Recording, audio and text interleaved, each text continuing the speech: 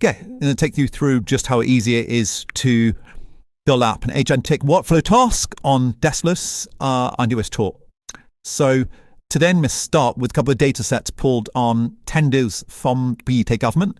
I was building this as a proof of concept for a potential new customer. I thought it was a really good use case to explain it.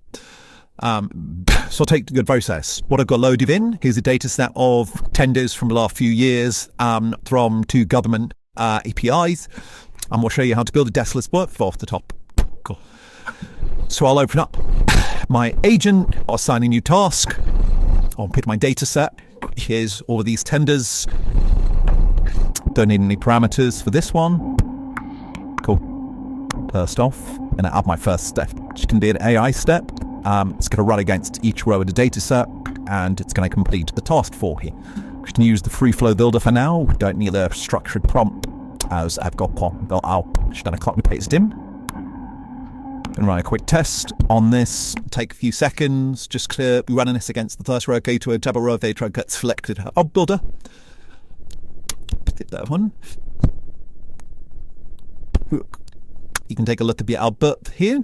So I see this decided that this wasn't a good match for the potential customer. And it reasoning behind it. So now I'm happy with that. I can save and close this step. And next time we'll want an output. So I'm out a new step here. Let's go down. I want to design a PowerPoint deck.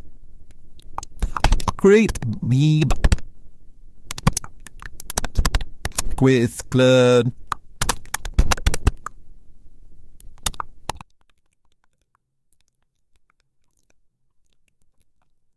Just do a name of sample. And I can pick color scheme. I'd go for a red here, but we could do a custom color. I'm going to include my previous step. Those my inputs. Save and close that. Cool. Now we can do its final step. Give it a moan. So sample pulse.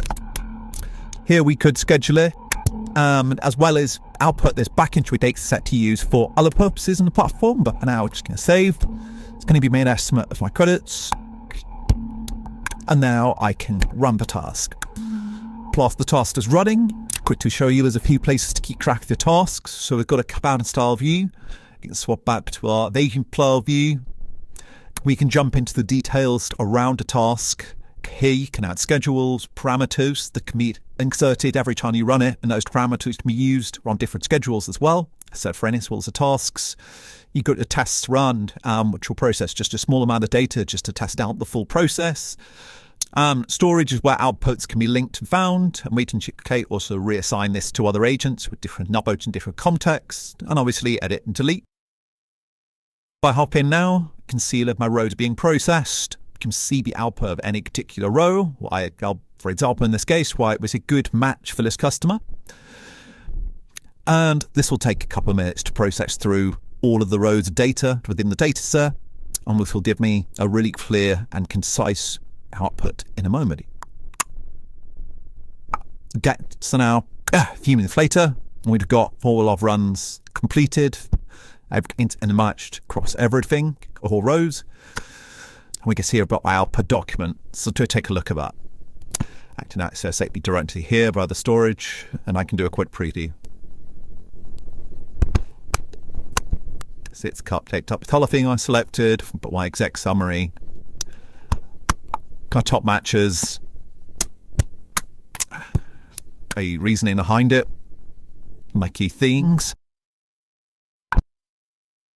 and all the kind of process information I asked for as well. So this is a complete, ready to go set of business development tooling for a user.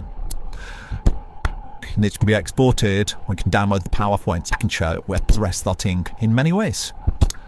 The other cool thing is that's of peering now will have the knowledge from this run, and so we can ask it questions, and it'll have that context and knowledge.